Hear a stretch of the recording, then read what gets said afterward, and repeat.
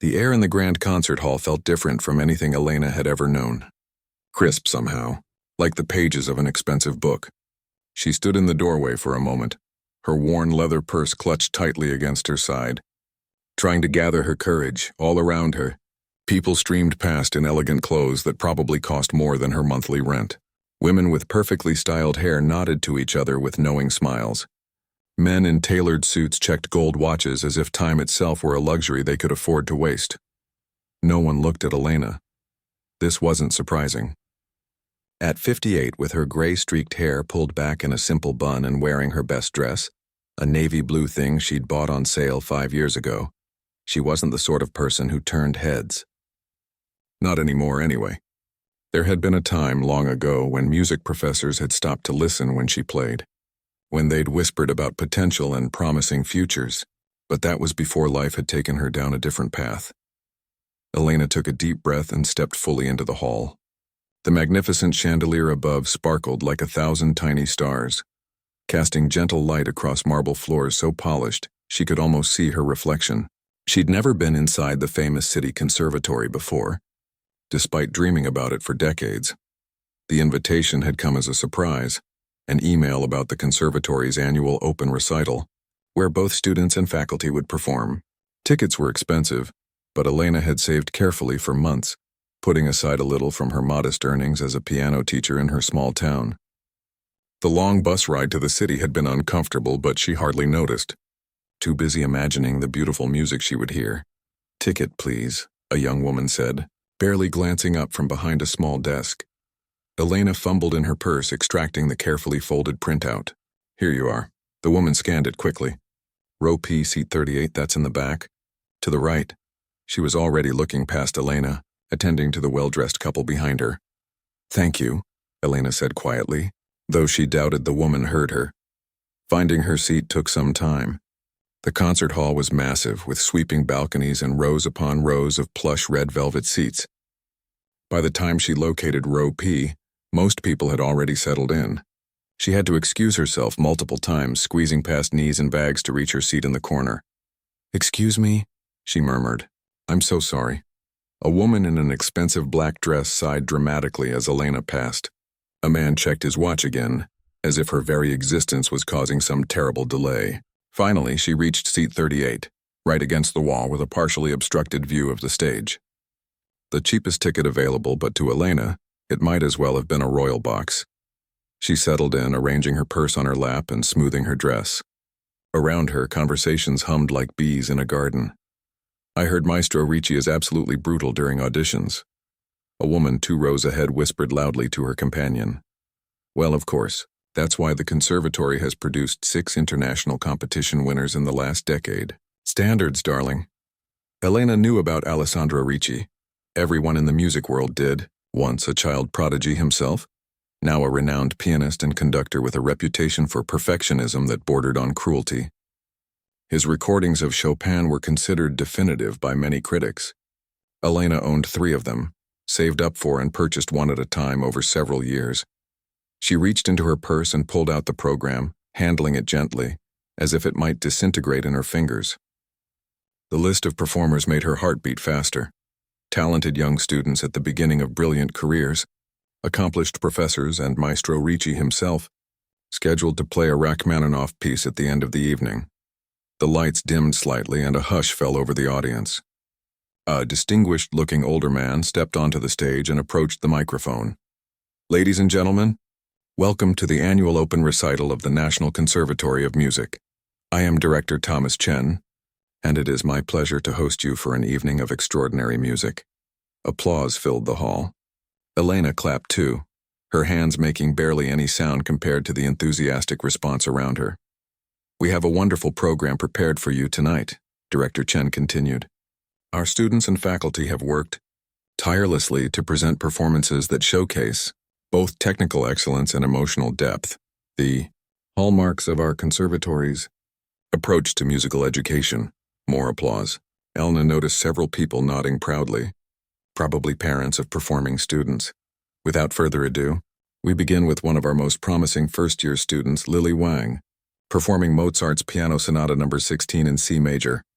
A young woman walked onto the stage, her posture perfect, her dark hair gleaming under the lights.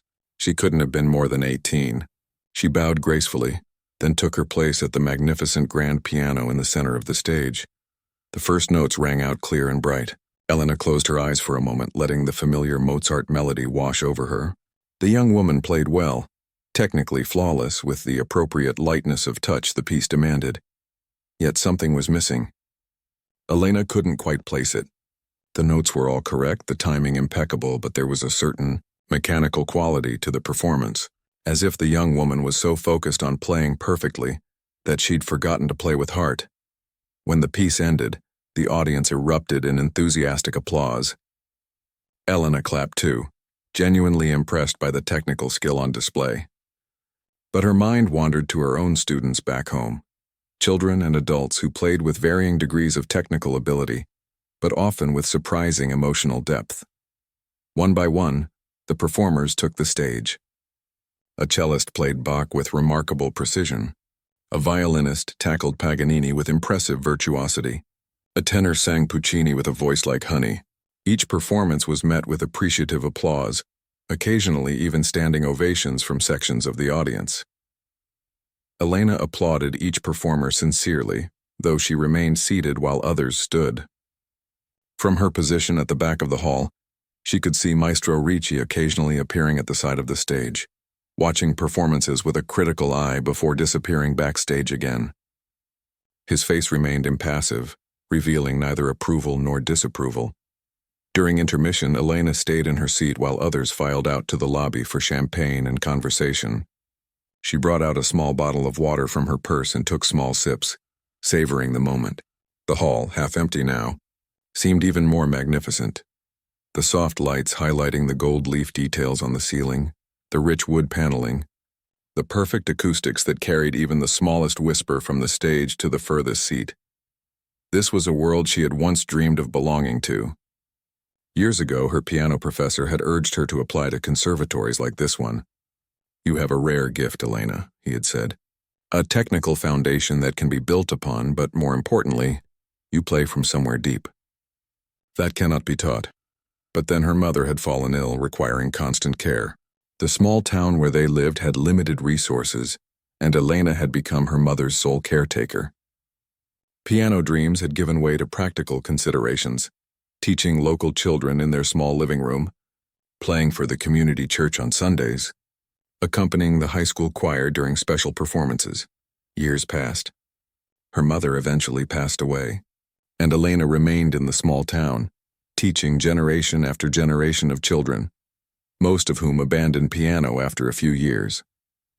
A handful showed real promise, but their families could rarely afford to nurture their talents beyond what Elena could offer. The audience began filtering back to their seats. Two older women took the seats beside Elena, not acknowledging her presence as they continued their conversation. "I heard there's an amateur slot tonight," one said, checking the program. "What a waste of time." "Apparently it's part of the conservatory's community outreach," the other replied. "Director Chen is always going on about making classical music accessible." She said this last word as if it were distasteful. "Well, I hope it's brief. I came to hear Maestro Ricci, not some hobbyist." Elena looked down at her program. Indeed, there was a slot labeled Community Performer scheduled right before the maestro's closing piece. She hadn't noticed it before. The lights dimmed again, signaling the second half of the program. More performances followed, a flutist, a string quartet, another pianist. All technically brilliant, all receiving enthusiastic applause. As the evening progressed, Elena found herself stealing glances at the backstage area, where she occasionally caught glimpses of activity, students preparing to perform, stage managers giving directions, and once, Maestro Ricci in deep conversation with Director Chen, both men looking concerned. After the string quartet finished their Dvořák piece to thunderous applause, Director Chen returned to the stage looking slightly flustered. "Ladies and gentlemen, I'm afraid we have a slight change to our program this evening. Our scheduled community performer, a promising young student from the city's public arts high school, has unfortunately fallen ill and cannot perform tonight." A murmur ran through the audience. The woman beside Elena whispered to her friend, "Well, that's 15 minutes we get back." Director Chen continued.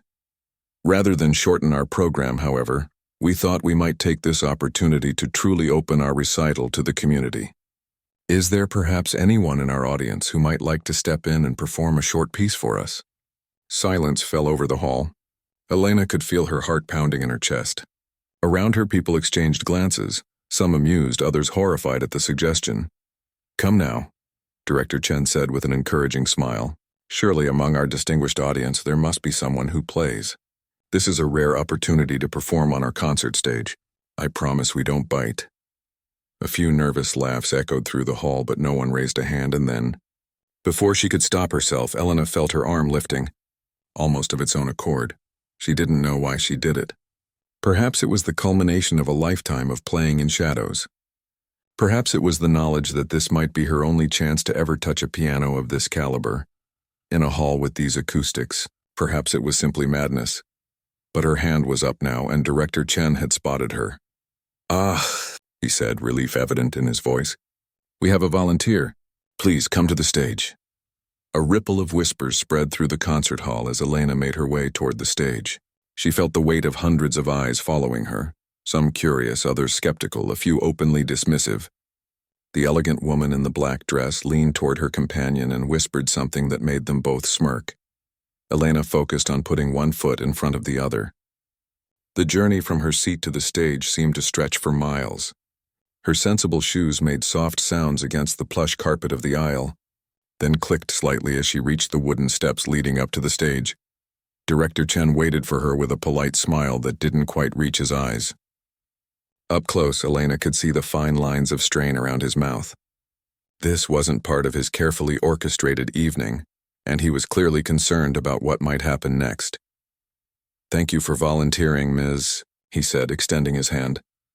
Elena Novak, she answered, her voice barely audible even to her own ears.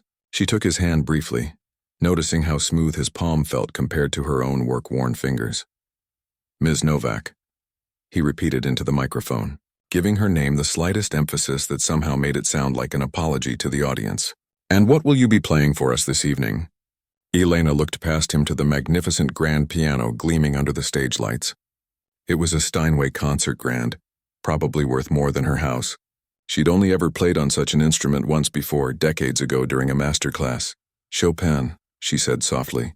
Ballade No. 4 in F minor. Director Chen couldn't quite hide his surprise. The piece was notoriously difficult, one of the most challenging in the piano repertoire. Many professional pianists approached it with caution. That's ambitious, he said carefully.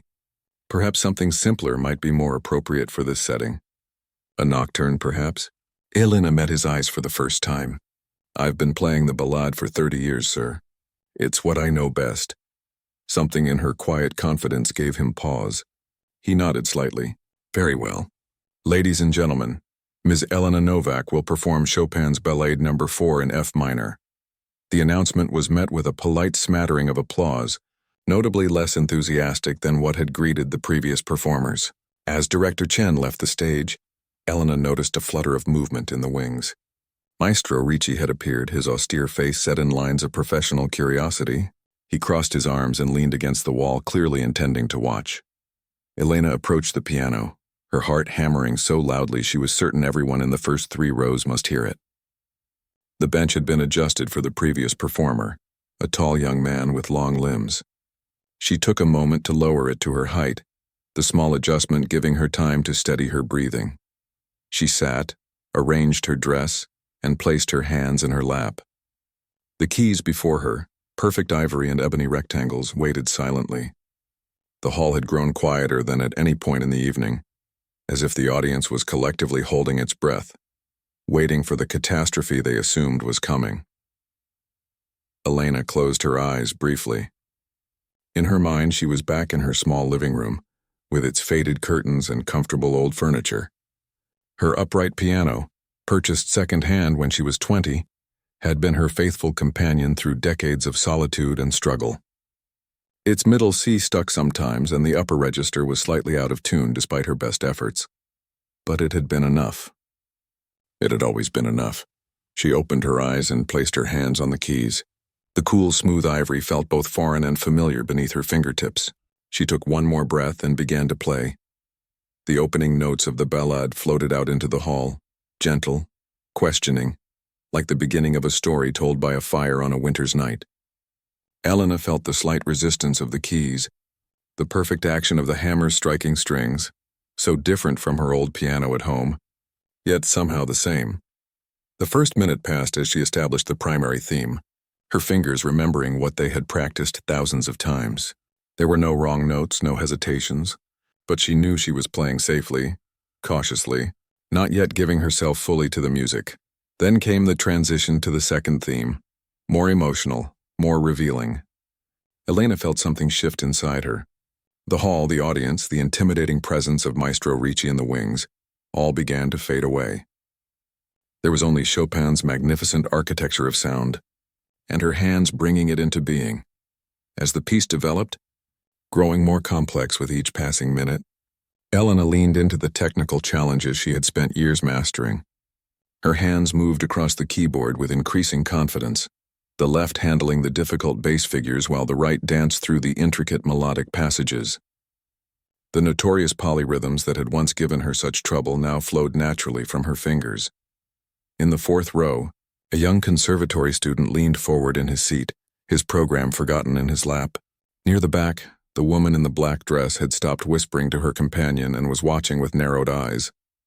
In the wings, Maestro Ricci had uncrossed his arms and was standing straighter, his gaze intent on Elena's hands. The middle section of the ballad arrived, the part where Chopin's genius revealed itself most clearly, where technical prowess alone was not enough. This was where the performer's soul had to speak through the music, where the story being told transcended mere notes on a page. Elena felt tears prick at the corners of her eyes as she played. Into these passages she poured everything, her youthful dreams abandoned for duty, the quiet hours spent teaching children who would never know what she had given up, the lonely evenings practicing pieces she would never perform in public, but also the joy, the satisfaction of hearing a student master a difficult passage, the peaceful mornings when she played just for herself, as sunlight streamed through her windows, the moments of pure communion with composers long dead, who somehow understood exactly what it meant to be human.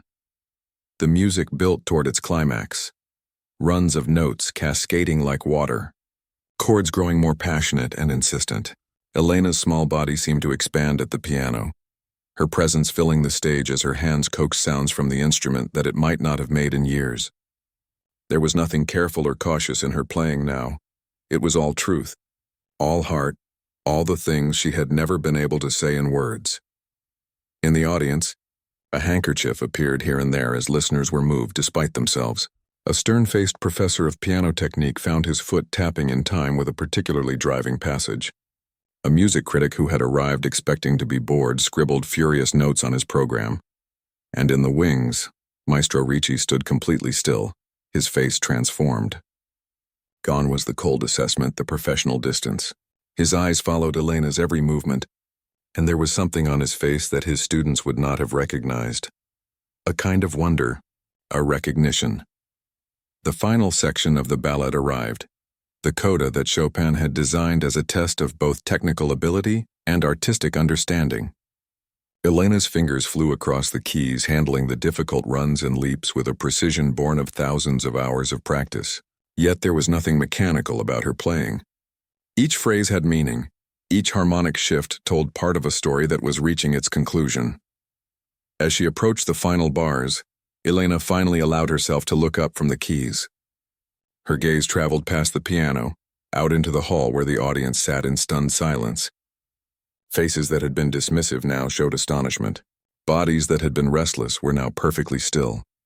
The last chords, powerful, definitive, like the closing of a book whose story will linger long after the pages are shut, resonated through the hall. Elena's hands finally came to rest in her lap. For 3 heartbeats, there was complete silence.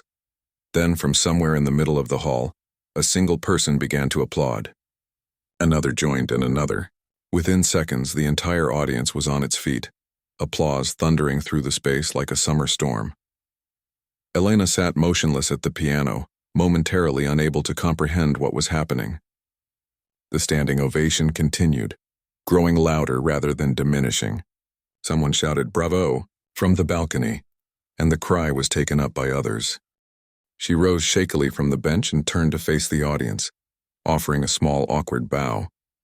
As she straightened, she caught sight of Maestro Ricci still standing in the wings. There was something glistening on his cheek, something that looked remarkably like a tear.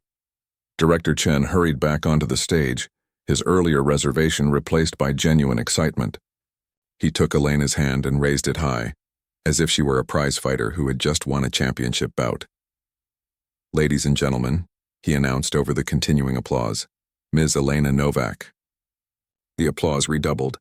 Elena bowed again, overwhelmed.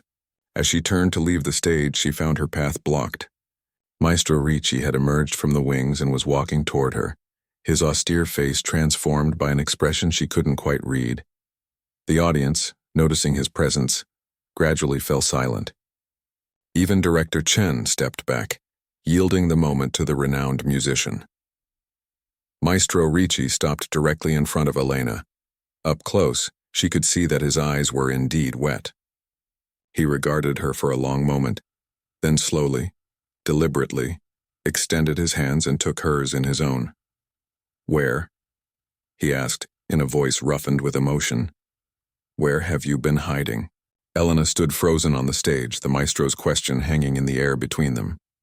"Where have you been hiding?" His hands were still holding hers, warm and firm, as if he might keep her from disappearing back into obscurity. "I haven't been hiding," she finally managed to say, her voice barely audible over the murmurs of the audience. "I've been teaching in Millfield." "Teaching?" His eyebrows rose slightly. "Not performing?" Elena shook her head. "No, just teaching local children mostly. A few adults." Something like disbelief crossed the maestro's face. He released her hands reluctantly and turned to the audience, who had fallen into a curious hush. "Ladies and gentlemen," he said, his resonant voice carrying easily through the hall without a microphone, "we have just witnessed something extraordinary. Many of you know that before I agree to take on new students, I ask them to play this very piece, Chopin's Ballade No. 4.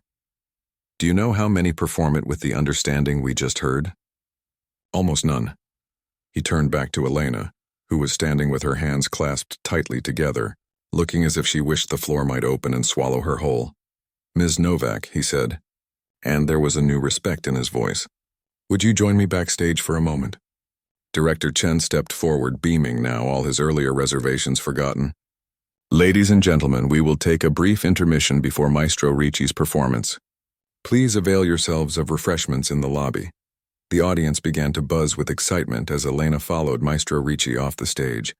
A few people were already holding up their phones, having recorded her performance.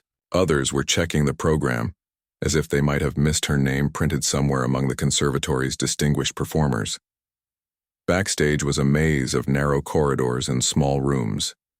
The maestro led Elena to a dressing room with his name on the door. Inside it was simply furnished: a comfortable chair, a small table with a bottle of water, a mirror surrounded by soft lights. "Please sit," he said, gesturing to the chair. Elena perched on the edge of it, feeling wildly out of place. The maestro remained standing, studying her with intense curiosity. "How long have you been playing?" he asked. "Since I was 6, Elena replied. "So, 52 years now. And where did you study?" "State University for 3 years. "I didn't finish my degree," the maestro frowned. "Why not?" Elena smoothed her dress over her knees, an old nervous habit. "My mother became ill. She needed full-time care, and we couldn't afford both that and my tuition. So you went home to care for her." It wasn't a question. "And then?" "And then life happened," Elena said simply. "By the time she passed away, I was 37. I had a house to maintain, bills to pay. I'd already established myself as a teacher. It seemed too late for anything else." The maestro shook his head slowly. "It's never too late. Not with a gift like yours." He paced the small room, his energy contained but palpable. "Who was your professor at State?" "Dr. William Turner." The maestro stopped pacing abruptly. "Bill Turner? The old taskmaster himself?" A smile softened his austere face. "He was my teacher 2 years ago. He never accepted anything less than excellence. He was very kind to me," Elena said softly. "He tried to help me find scholarships when my mother fell ill. But there wasn't enough to cover everything, and I couldn't leave her alone." The maestro nodded, then reached for the bottle of water on the table. He opened it and offered it to Elena, who took it with a murmured thanks. Her hands were still trembling slightly. The technical aspects of your playing are remarkable, especially considering you've been using what I imagine is not a top-quality instrument for practice, he said. But it's the other qualities that cannot be taught. The depth of feeling, the understanding of the composer's intent. Those are rare, even among professionals. Elena took a sip of water, unsure how to respond to such praise from a musician of his stature. A knock at the door interrupted them. Director Chen poked his head in, his expression both apologetic and excited. Maestro, I'm sorry to interrupt, but the audience is getting restless, and there are several people asking about Ms. Novak. A reporter from the art section of the Tribune is here. Apparently someone sent him a video clip of the performance. He's asking for an interview. The maestro looked at Elena, who had gone pale. Tell him Ms. Novak will not be giving interviews tonight, he said firmly. And inform the audience I'll be out in 5 minutes. After Director Chen left, the maestro turned back to Elena. This is just the beginning, you know. Once people hear you play, they will want more. Are you prepared for that? Elena shook her head, feeling suddenly overwhelmed. I don't think so. I'm not sure I want that. I have students waiting for me tomorrow afternoon. Mrs. Zhang's daughter has a recital next week, and we need to polish her Mozart piece. Mr. Collins finally mastered his scales after 3 months of trying, and I promised we'd start a simple Clementi sonatina. Her voice trailed off as she realized how small these concerns must sound to a man who performed in the world's great concert halls. But the maestro was nodding, a look of understanding on his face.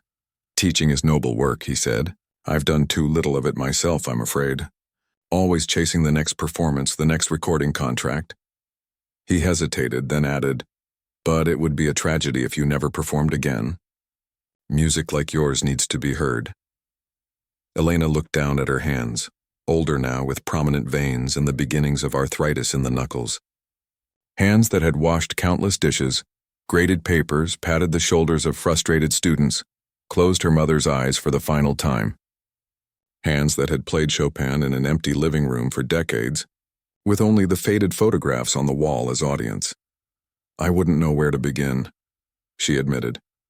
The maestro reached into his pocket and pulled out a card, which he handed to her. Begin with me. I'm starting a new community outreach program at the conservatory in the fall. Master classes for serious adult students. Concerts featuring talented musicians who took unconventional paths. Would you consider being part of it? Elena took the card, her fingers brushing against his. I'll think about it. Another knock at the door, more insistent this time. I must go play, the maestro said with genuine regret. But this conversation is not over, Ms. Novak. Do I have your word you'll consider my offer? Elena nodded, though she wasn't entirely sure what she was agreeing to. The maestro gave her a small, warm smile, so different from his public persona, and left to take the stage. Alone in the dressing room, Elena sat very still, trying to process everything that had happened. Just hours ago, she had been a woman no one noticed, taking a long bus ride to listen to music she loved but could only dream of being part of. Now the most renowned pianist in the country had asked where she'd been hiding, as if her absence from the concert stage had been a personal affront to music itself. A soft knock broke her reverie. She opened the door to find a young stagehand looking nervous. Ms. Novak? The maestro asked that you be seated in the front row for his performance. I'm to escort you there. Elena hesitated. Oh, I have a seat already. Row P near the back. The young man shook his head. He was very specific, ma'am. He's asked for a seat to be reserved for you in the center of the first row. Heart-fluttering, Elena followed him through the backstage area and down a side passage that led directly to the front of the hall. The audience, which had retaken their seats, began to murmur as she emerged. The young man led her to a seat that indeed had been reserved with a small placard bearing her name. As she settled into the plush seat, she noticed several people watching her with newfound interest. The woman in the black dress, who had sighed so dramatically when Elena had passed her seat earlier, now gave her an uncertain smile. A distinguished older man with a program clutched in his hands leaned toward her. Remarkable performance, my dear, he said. Absolutely remarkable. I haven't heard Chopin played like that since Rubinstein. Before Elena could respond, the lights dimmed and Maestro Ricci appeared on the stage. The audience erupted in applause. He was, after all, the main attraction of the evening. He acknowledged the reception with a dignified bow, then took his place at the piano. But before beginning his scheduled Rachmaninoff piece, he looked directly at Elena in the front row. Their eyes met across the short distance, and he gave her a small nod that felt like a private communication. Then he began to play, and Elena felt tears spring to her eyes once more. For he had set aside his planned program and was playing Chopin, not the ballade she had performed, but a nocturne of such delicate beauty that it seemed to float in the air of the concert hall like a shared dream. And though he played for the entire audience, his gaze returned to her again and again, as if they were having a conversation only they could understand, speaking to each other in Chopin's immortal language of the soul. When Maestro Ricci played the final notes of Chopin's nocturne, there was a moment of perfect silence before the audience erupted in thunderous applause. Elena sat motionless in the front row, tears streaming freely down her face. She felt stripped bare, as if the maestro had somehow seen into her very soul and played what he found there. He rose from the piano bench and bowed deeply. The audience was on its feet once again, their applause even more enthusiastic than what they had offered Elena. The maestro accepted their adoration with practiced grace, but his eyes kept returning to Elena in the front row. After several curtain calls, he finally held up his hands for quiet. The hall gradually fell silent, eager to hear what he might say. "Ladies and gentlemen," he began, his voice warm with emotion, "you came here tonight expecting to hear Rachmaninoff. I hope you will forgive the change in program." There were murmurs of assent from the audience. Someone called out, "Play whatever you like, maestro," which drew appreciative laughter. "Music at its finest is a conversation," the maestro continued. "Sometimes between composer and performer, sometimes between performer and audience. But occasionally, very occasionally, it becomes a conversation between souls who recognize in each other a shared language." His gaze settled on Elena once more. "Tonight, I had the privilege of hearing such a voice, authentic, passionate, technically brilliant, but never mechanical. It reminded me why I began playing in the first place, before recordings and critics and international tours. It reminded me that music is, at its heart, about connection." He paused, then smiled, a genuine smile that transformed his austere features. "I believe I promised you Rachmaninoff, however, and I am a man of my word." He returned to the piano and launched into his scheduled piece, Rachmaninoff's fiendishly difficult Piano Concerto No. 3, arranged for solo piano. His fingers flew over the keys with superhuman speed and precision. The piece was a showstopper, designed to display virtuosic talent, and the maestro delivered a flawless performance that brought the audience to their feet once more. Elena watched, mesmerized as his hands created impossible cascades of sound. This was talent honed by decades of the most rigorous training and practice, talent on an entirely different level from her own.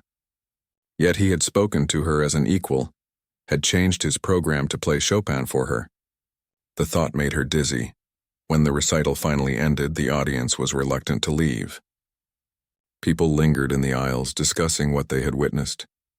Several cast curious glances at Elena, clearly wondering who this ordinary-looking woman might be who had earned such respect from Maestro Ricci. A conservatory official approached her as she gathered her purse, preparing to leave. "Ms. Novak, the maestro would like you to join him at the reception if you're willing. It's being held in the main gallery upstairs." Elena hesitated.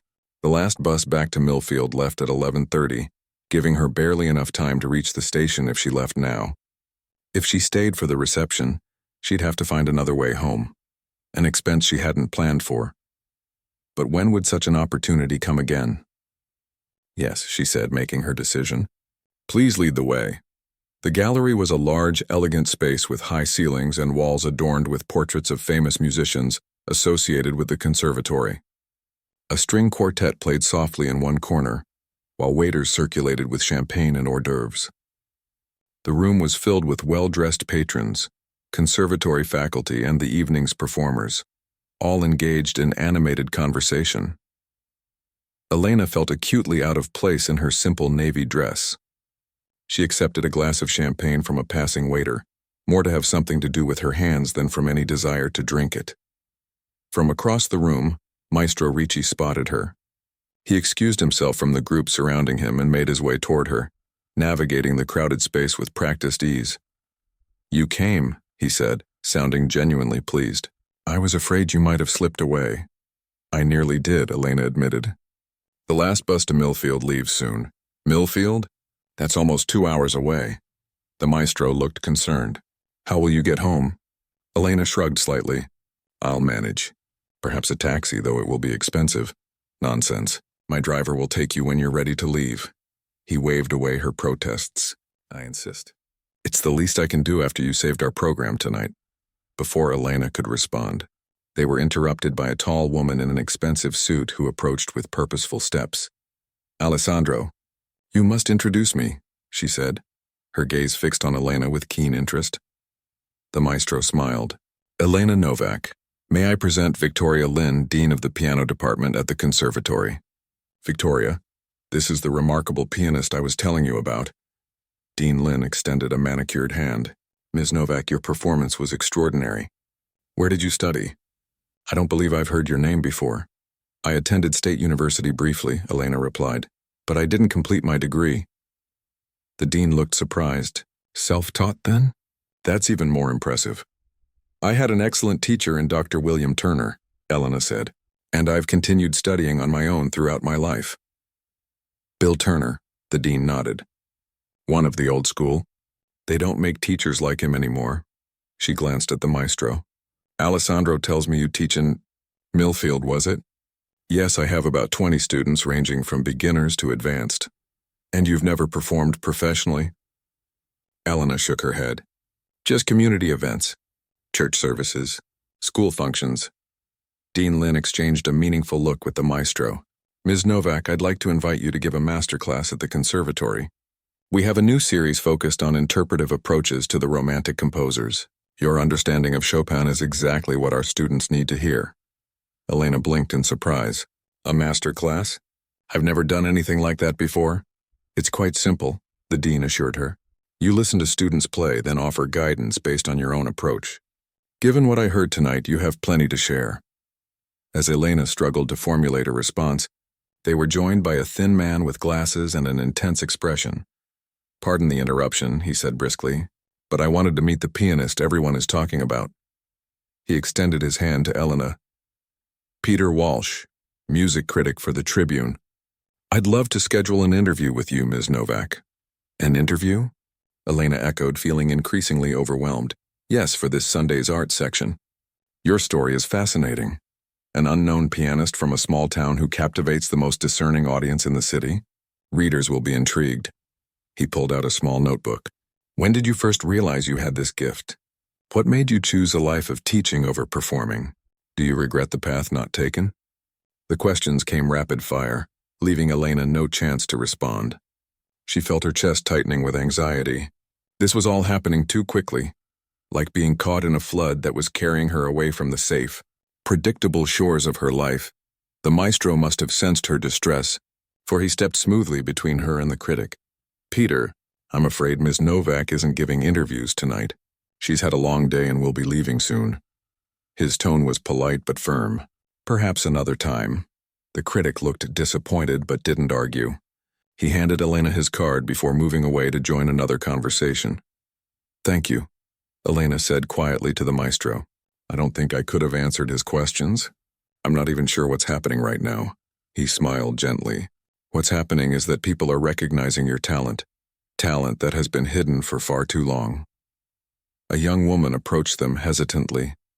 Elena recognized her as one of the student pianists who had performed earlier in the evening. Excuse me, the student said, her voice shy but determined. I just wanted to say that your performance was beautiful. The way you played the coda section, I've been struggling with that passage for months. Would you mind very much telling me how you approach it? Elena felt a familiar calm settle over her. This was something she understood, a student seeking guidance, a specific musical problem to solve. For the next 10 minutes, she found herself deep in conversation with the young woman, describing her technique for the challenging passage, even demonstrating fingering patterns in the air. When the student finally thanked her and moved away, Elena noticed the maestro watching her with an approving expression. You're a natural teacher, he observed. You explained that passage more clearly than I've heard many professors do. Teaching is what I know, Elena said simply. But performing is what you were born to do, he countered. Both, perhaps. Why choose? Before she could answer, Director Chen approached with an elegant older woman on his arm. Maestro, Ms. Novak. May I introduce Mrs. Eleanor Harrington? Mrs. Harrington is our most generous benefactor and the founder of our community outreach program. The older woman smiled warmly at Elena. My dear, you've given us all a gift tonight. Real music, played from the heart. It's exactly what our outreach program strives to encourage. Elena thanked her, increasingly aware that the circles around her were widening. More people approached to be introduced, to compliment her playing, to ask questions about her background and training. Some of the conservatory students hovered nearby, clearly hoping for a chance to speak with her. It was all so far removed from her, quiet life in Millfield, that it felt like a dream, a lovely but disorienting dream from which she would soon awake, as the reception continued around her. Elena found herself thinking of her students back home. Tomorrow, little Anna would arrive for her lesson, struggling as always with keeping time. Mr. Collins would proudly demonstrate his newly mastered scales. Mrs. Zhang's daughter would need help with phrasing in her Mozart piece. Simple responsibilities, familiar rhythms, the life she had built for herself, year after patient year. But now, looking around at this world that had suddenly opened to her, Elena wondered for the first time in decades, could there be more? 6 months later, Elena stood at the window of her small apartment near the conservatory, watching the first snow of winter dust the city streets. So much had changed since that night when she had volunteered to play at the recital. Sometimes she still couldn't believe the turn her life had taken. The day after the recital, videos of her performance had appeared online. Someone had recorded her playing Chopin on their phone, and the clip had spread quickly through social media. By the time she'd returned to Millfield on the maestro's driver's car, 3 more invitations to perform had arrived in her email inbox.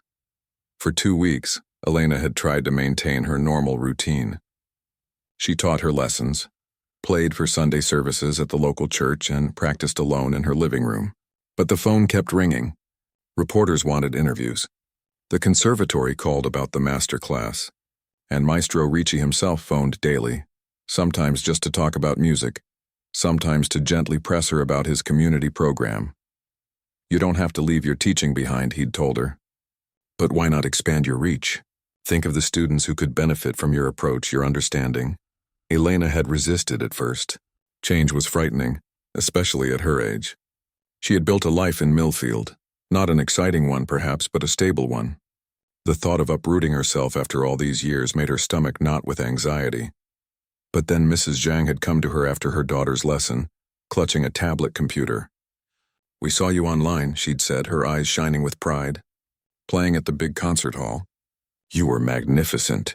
One by one, her students and their parents had approached her, having seen the video. Far from being upset that their teacher had a hidden talent, they were inspired. Little Anna had practiced harder than ever before.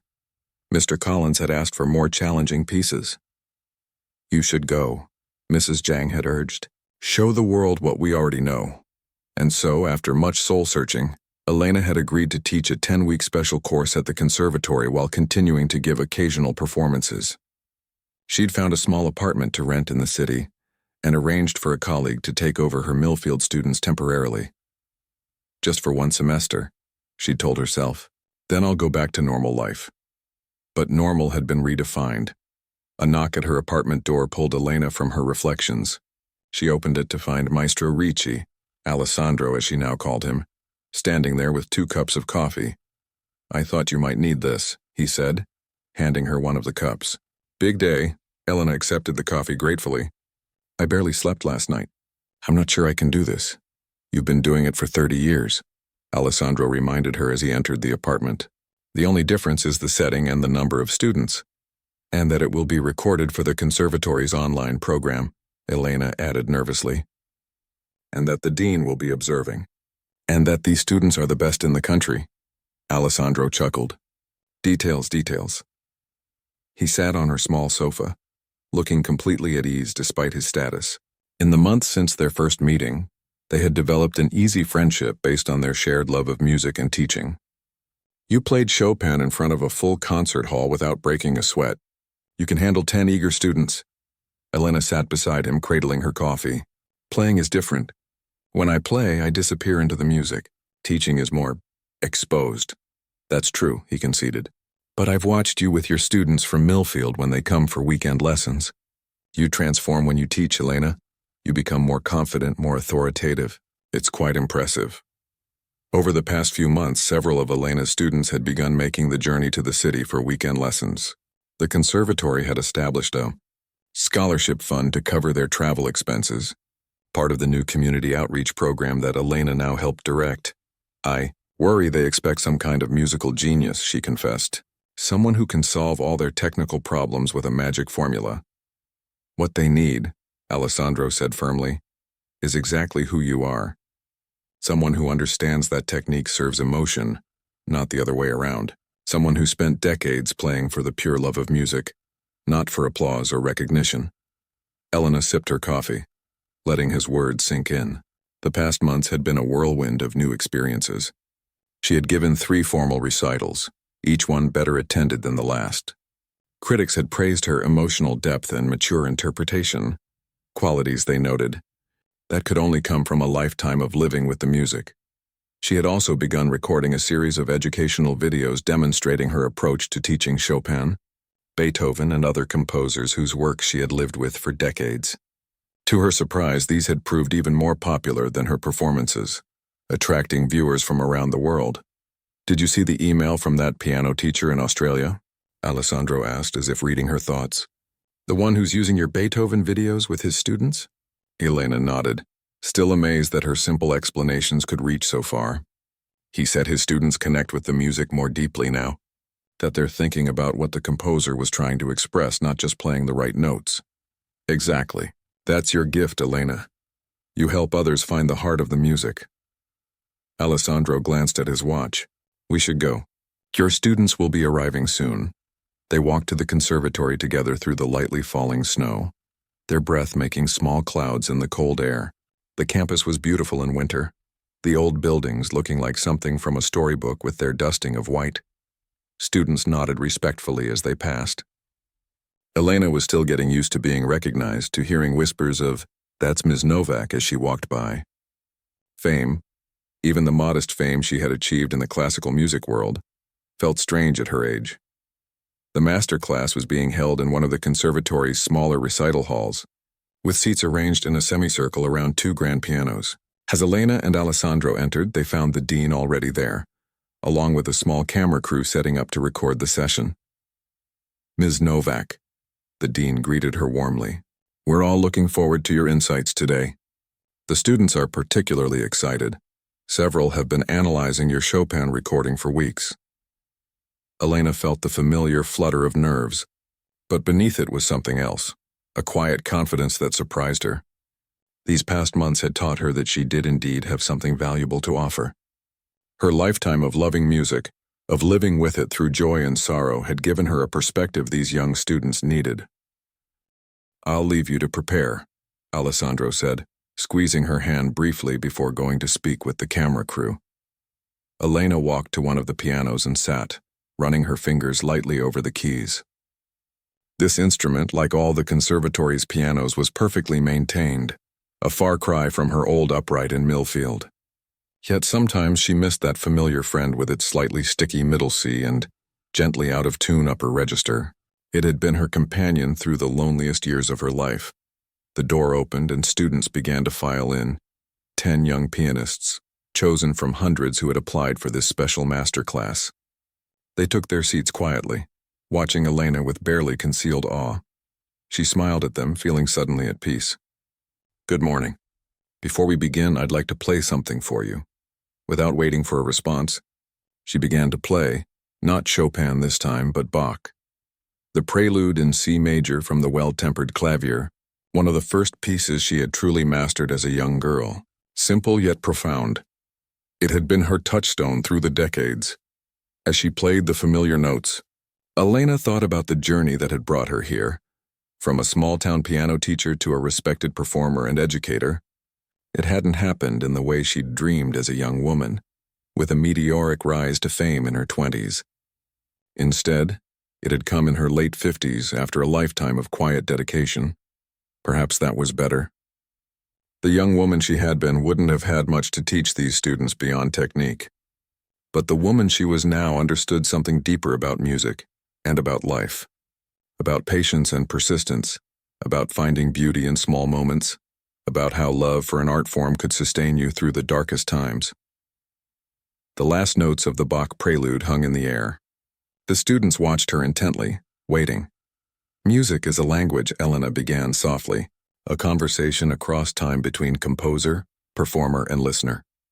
Today, I want to help you join that conversation more fully, not just with your fingers, but with your hearts.